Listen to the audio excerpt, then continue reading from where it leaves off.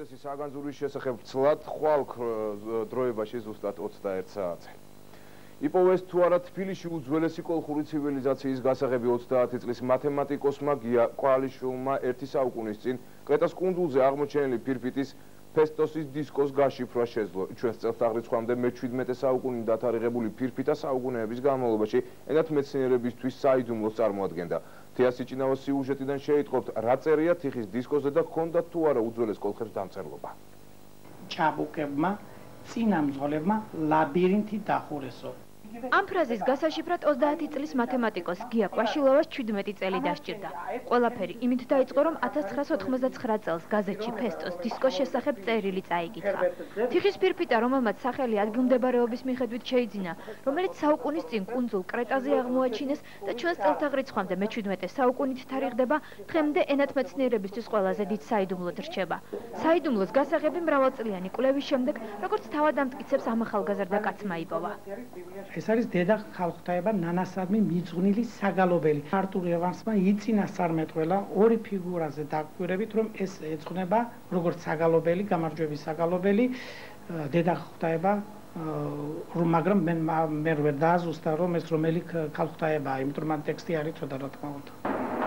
აღმოჩნდა, რომ იქ სადაც ლინგვისტური თეორიები უთვლურია მათემატიკური სიზუსტეჭრის. უცხოელმა მეცნიერებმა მოყვარულის მიერ საიდუმლო დისკოს გაშიფრვა უკვე კარგახანია იწინას წარმეტყველეს. თუმცა ირკვევა, რომ ეს სიმბოლოებით სავსე წარწერა იმაზე მეტ ინფორმაციას იტევს, ვიდრე ეს ერთი შეხედვით ჩანს.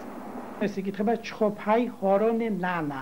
დღეს შეუძლია ეს აღიქვას როგორც ლაზს და ისევე მეგრელს, რომ ეს არის ცხებული ღმერთი ნანა. ანუ ჩვენ აქედან გამომდინარე შეგვიძლია დავასწროთ, ეს არის პირველი კოლხური გაკეთება. კი, ეს ასე. ვერსია უძველესი კოლხური დამწერლობის შესახებ ძველ ბერძნულ წყაროებშიც ინახება და ქართველი მეცნიერების ნაშრომებშიც. თუმცა ამის დამადასტურებელი მასალა დღემდე არ შემორჩენილა. გია ყვაშილოვა თავისი აღმოჩენით ამტკიცებს, რომ ფესტოს დისკო კოლხური ოქროს დამწერლობის უძველესი ნიმუშია. თითქმის ყოველდღე ყვაშილოვების ოჯახში საიდუმლოს ამომხსნელთან ერთად მისი მეგობრები ამ თემებზე მსჯელობენ. ისტორიკოსები, ვინც გიას აღმოჩენის შესახებ საქმის კურსში არიან, უფრო შორს მიდიან და საინტერესო ვერსიას აყალიბებენ. ფესტოს დისკოს ახსნით ჩვენ ვღებულობთ მტკიცებულებას იმისა, რომ წინა ბერძნული ცივილიზაცია შექმნეს ქართველურმა ტომებმა, პელაზგებმა. პირველი, ვისაც გიამ თავისი აღმოჩენა ანდო, მისი ფიზიკოსი მეგობარია. რათა ნაჭრებიას იმედი აქვს, რომ მალე ეს სიახლე საქართველოში მეცნიერულ აფეთქებას გამოიწვევს. მე მგონი, რომ ერთბაშად მერე აფეთქდება საქართველოში დაიწყება ამაზე ბუმი. ეს ჩემი აზრი ასეთი.